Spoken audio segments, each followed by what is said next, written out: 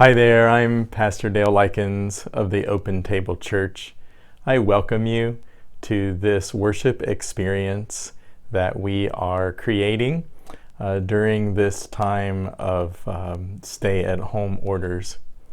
So I hope that in the words of the songs, the scriptures that are shared, the prayers that are offered, and the proclamation of the gospel, that you will know that you are a beloved child of God, that you, like every person, bear the image of God, and that you are worth love and grace that is given to you through Jesus Christ.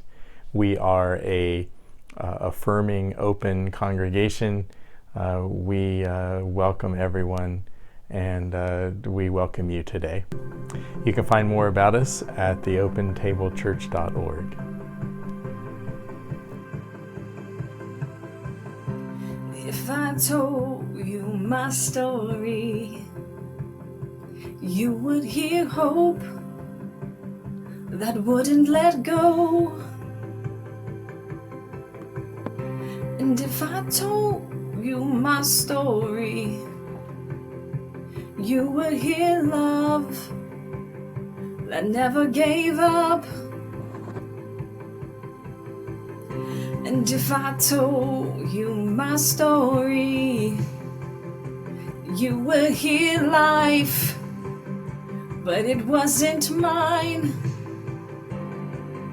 If I should speak, then let it be of the grace that is greater than all my sins, of when justice was served and where mercy wins, of the kindness of Jesus that draws me in. Oh, to tell you my story, it's to tell of Him.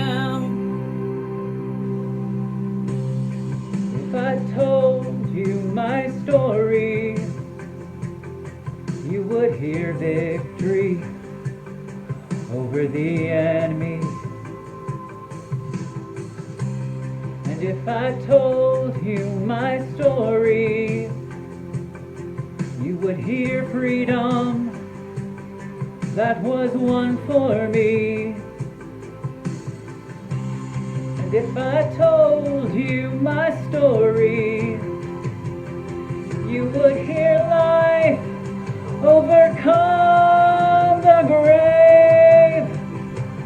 If I should speak, then let it be of the grace that is greater than all my sin, of when justice was served and where mercy wins, of the kindness of Jesus that draws me in.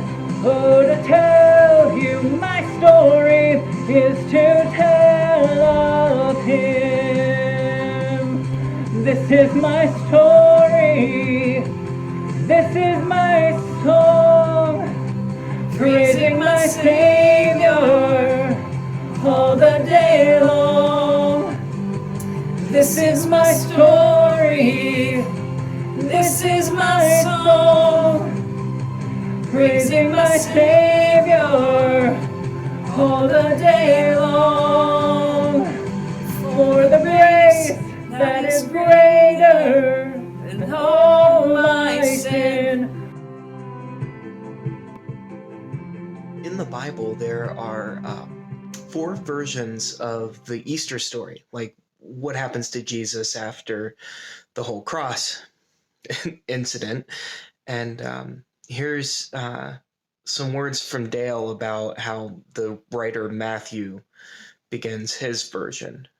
And then a little later on, you'll hear a little bit more from me and from Sherry as we read some more from that gospel. Jesus was dead. Darkness had gripped the lives of the disciples who had such hope that things would change.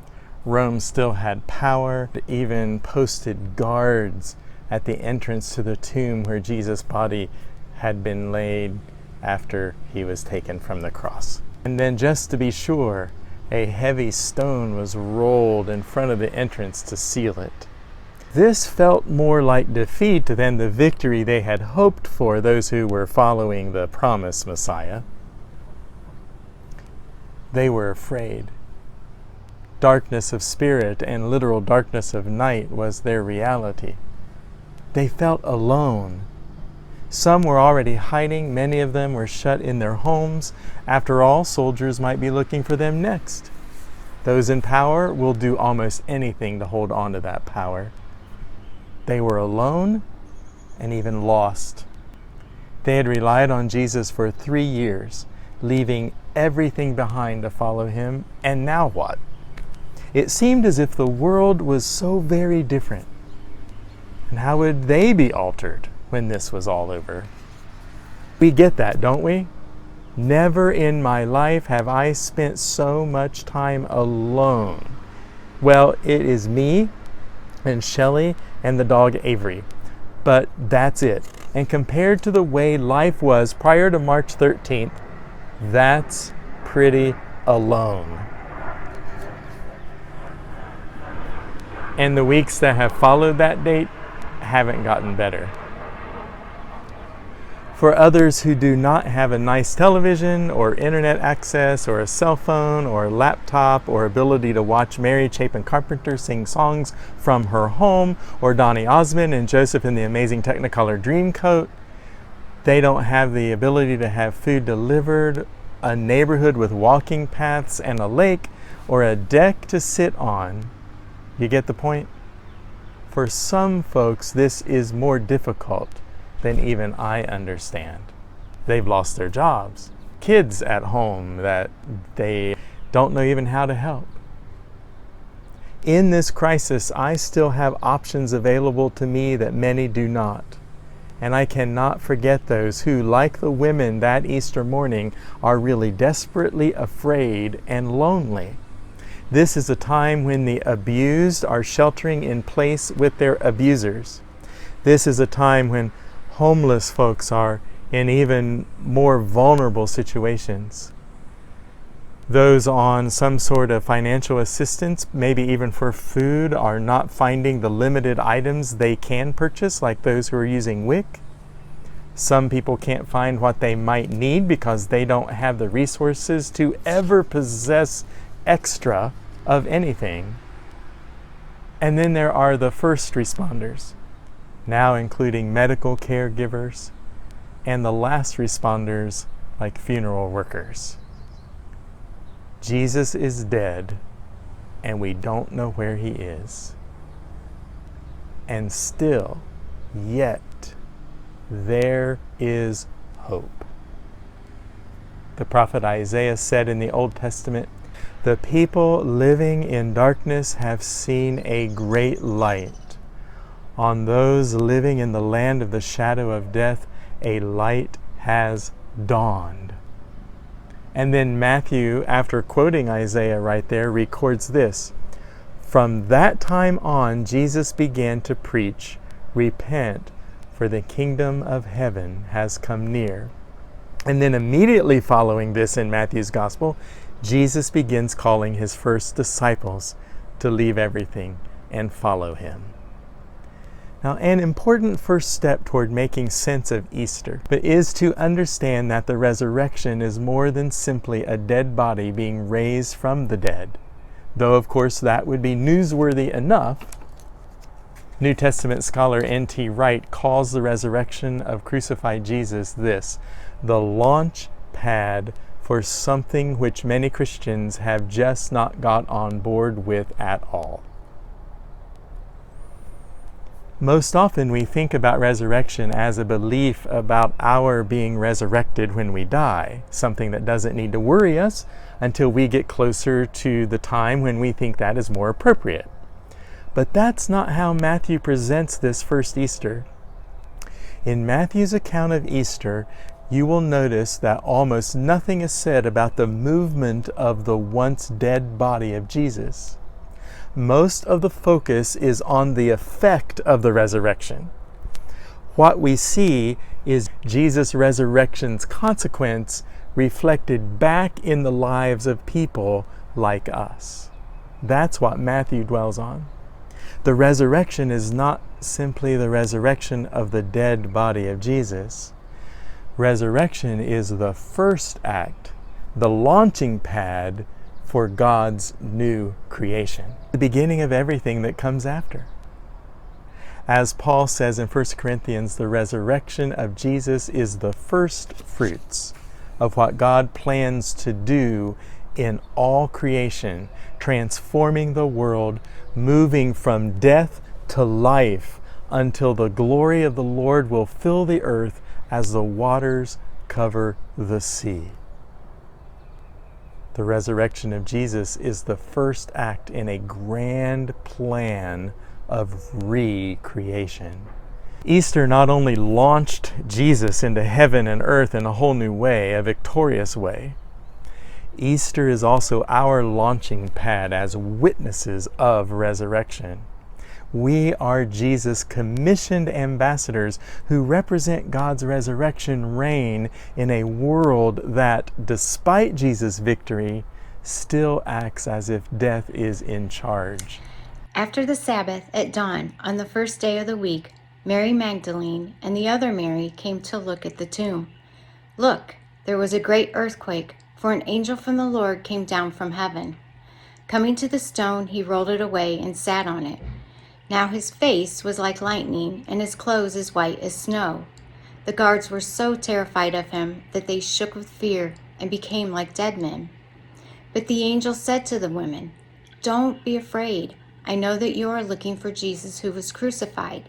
He isn't here, because he's been raised from the dead, just as he said. Come see the place where they laid him. Now hurry, go and tell his disciples he's been raised from the dead. He's going on ahead of you to Galilee. You will see him there. I've given the message to you." With great fear and excitement, they hurried away from the tomb and ran to tell his disciples. But Jesus met them and greeted them. They came and grabbed his feet and worshipped him.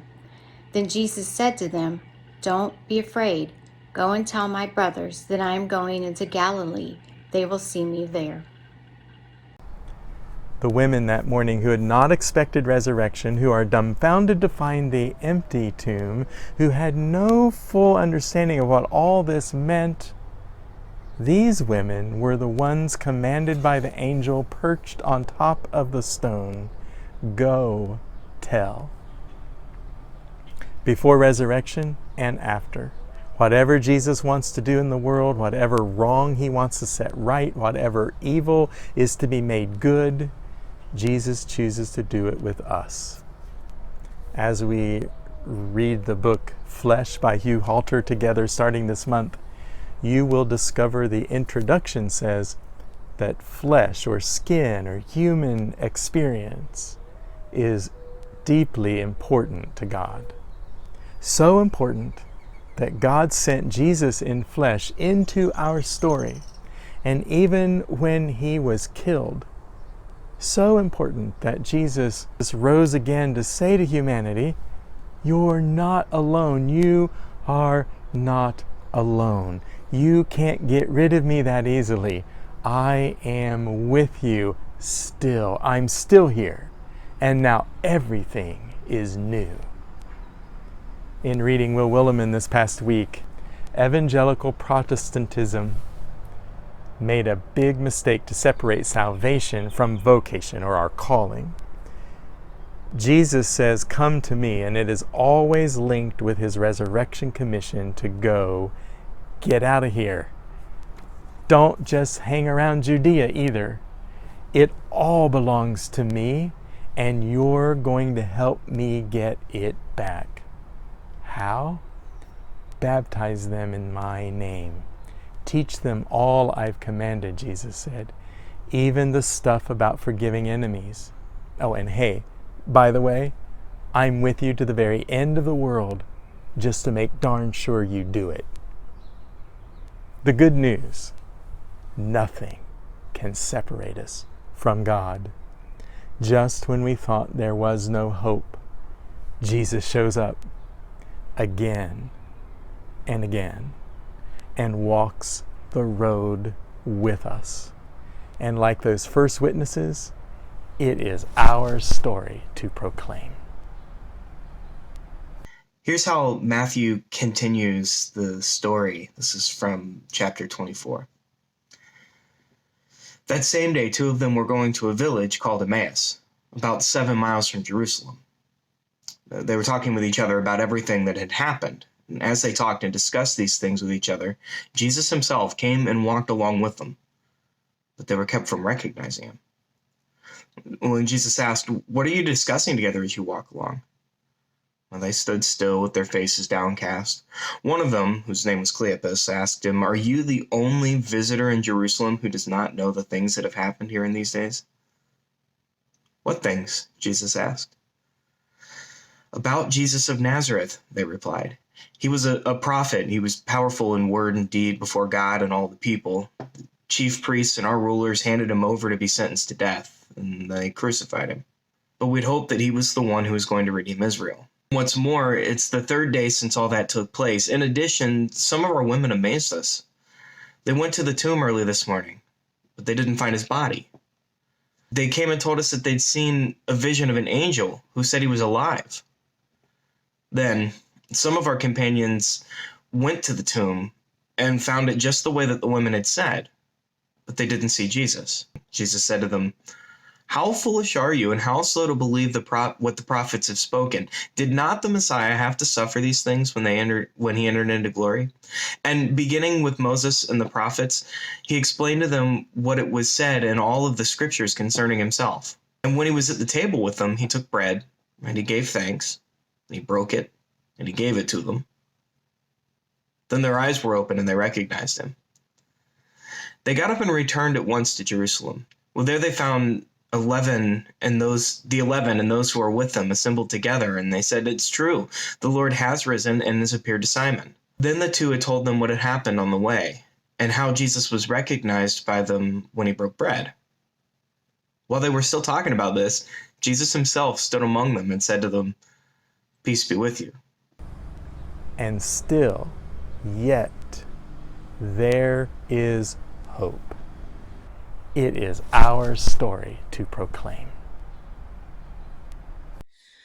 Christ the Lord is risen today. Hallelujah.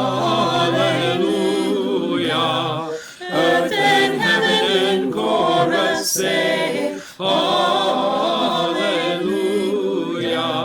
Raise your joys and triumphs high. Hallelujah. Sing ye heavens and